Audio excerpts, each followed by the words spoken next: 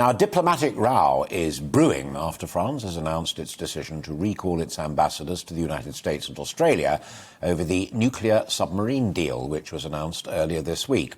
The deal between the United States, Australia and the United Kingdom had agreed to help the Australian Navy acquire, for the first time, a fleet of nuclear-powered submarines. That is not with nuclear missiles on it, it's that the power unit, the engine, the motor, is fired up by a nuclear reactor. And those submarines have resulted in the cancellation of a deal in which France was due to supply the submarines to the Australians. So what does it all mean? Not so much about how submarines work, but what's going on in the new world order. I'm delighted to be joined now by Robert Clark, the Defence Policy Associate at the Henry Jackson Society. My first question is why the French haven't withdrawn ambassadors for the United Kingdom. There were 3 in this deal, AUKUS, and France has withdrawn its ambassador from Washington and withdrawn it from Canberra, but not from London. It's a good question, Alistair. I think it highlights the strength of the British-French defence relationship going forward. You know, Britain and France, we've had minor diplomatic spats this year, obviously regarding Brexit and the fallout post-Brexit. But in reality, the British and French relationship will endure, just as it will with the French for both the Americans and the Australians. I think this is really a bit of a knuckle-dragging for the US and the Australians from the French. They see it as an enormous slight against them. This is far more important to the French than the submarine deal, which, by the way, I should mention, the British and American offer was, far better for Australia. The difference between a nuclear-powered submarine and an electric diesel one, which the French were going to supply, is a completely different kettle of fish. So I think, France have to have a degree of realistic expectation around this, and it was just simply a better deal for the Australians. I see this as a short-term diplomatic spat, primarily between, obviously, the French and the Australians and the Americans. But moving forwards, France is still an incredibly important military ally. We work incredibly closely with the French in the Sahel, for instance, in Mali in particular. And France is one of the only, Western nations to still have aircraft carriers and that hard power military capability. And it's an increasingly small community. So France is still incredibly important to British, American and Australian relations. This is simply a short-term blip, if you like. And in a nutshell, as the mafia used to say, it's business. You're hand on heart convinced it was really about a better quality product at a better price that met an Australian need. Yeah. OK, let's move on from then, because two of the really important voices welcoming the whole AUKUS thing, forget France's, they will worry and sort themselves out, as you say, they're a grown-up and sophisticated country. But 2 of the important political voices welcoming AUKUS, whatever the rows are Tugendhat and Elwood, the 2 bright young Turks chairing the Defence and Foreign Affairs Select Committee. This really is a major statement of intent involving Australia, because it's not far from China, and involving the United Kingdom and the United States, 2 of the 5 nuclear powers. This matters, and matters big.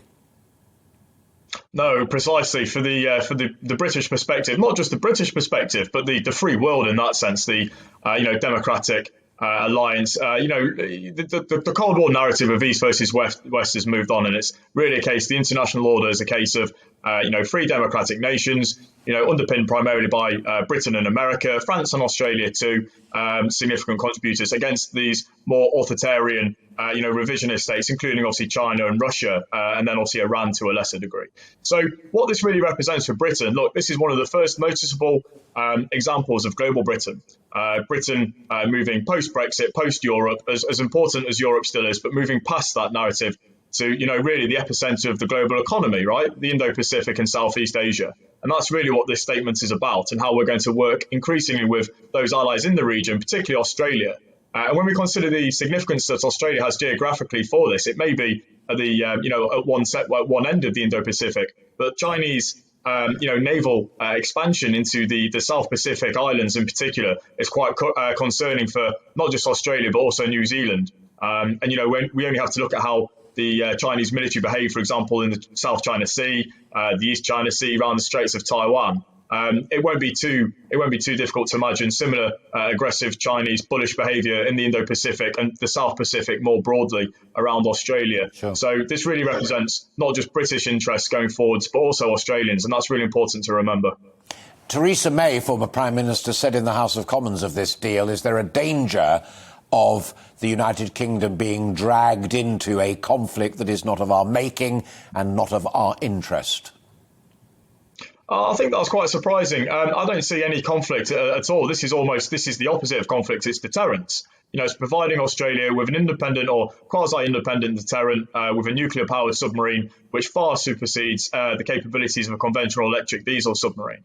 And I think it's quite ironic for Theresa May to be making those kind of comments when, with regards to, it was under her leadership that the Global Britain, brand, if you like, really came about. So she was one of the early pioneers and champions of Global Britain, and in particular the pivot to the Indo-Pacific, which Global Britain represents, part of Global Britain represents. That was conceived under her premiership. So I thought her comments slightly odd. And also, in reality, this isn't about drawing us into any conflict. This is about preventing conflict and actually doing the right thing, which is standing up to revisionist powers who seek to, use the sea lanes, against our wishes, and also, trying to really control them for their own, bullish behaviour. So it's not about conflict at all. It's about the prevention of conflict, if anything. But the corollary of the corollary of deterrence is that you mustn't blink. And therefore, if China, as it has pretty well made clear in the era of Biden, has its eye again on Taiwan, if it moves, I think what Theresa was getting at was, do we go with them as well? Or do we say, oh, no, nothing to do with us? Or do you believe, as an analyst, that, in fact, if China moves on Taiwan, not even America will go because it's a new world order? No, I mean, the Taiwan question is incredibly tricky, and it's actually incredibly important. Britain are one of the few nations in the world that, we try to promote the idea of the independent Taiwan government as much as possible. And I think when it comes to the defense of Taiwan, America have made it repeatedly under numerous administrations, very clear their stance. They will not stand for an invasion from the mainland onto Taiwan. Where that draws Britain in is a delicate matter. There's no two ways about it. But we've been very firm and very clear from the British perspective that we support the Taiwanese, one of the few nations to do so. And that carries a price tag, as one knows from the late 1930s in Poland. If you say you're going to do something, you do it. Precisely. Yeah. Very, very interesting. Final quick point. I read a couple of days ago, I think it was in the Times, that the French were making overtures to a post-Brexit United Kingdom again about closer military cooperation outside of the NATO umbrella. Did I misread that, or have they now withdrawn it, or is somebody flying pretty little kite? Well, look, there's going to be some sort of, even though our ambassador hasn't been drawn in, just like the Americans and the French, the Australian side, there will be some form of, backroom discussions between Britain and France, how the French feel towards Britain over this. But I cannot underestimate the importance of the British and the French defence relations. We have the Lancaster House Agreement. This is incredibly strong. We have many annual exercises, military exercises between the French military and the British military. We have military officers permanently deployed in France as liaison officers between the two. So really, the French and British military alliance and defence partnership almost supersedes NATO. This is what I meant at the beginning. We work incredibly close with the French, both on French territory and, like I say, in Africa as well, actually on operations. Look, the RAF have loaned 3 Chinook helicopters and around 100 RAF personnel to the French counter-terrorism mission in the Sahel. So it's an incredibly deep relationship. And like I say, it far supersedes this, like I say, short-term diplomatic rift, which I'm afraid the French will get over. And I think it's actually quite funny. A lot of people actually recognise this is exactly the type of diplomatic behaviour that France would actually engage in themselves. And I think they're actually slightly annoyed that almost we were the ones to almost pit them at their own game. So we'll see in a few days. I believe this will die down, actually.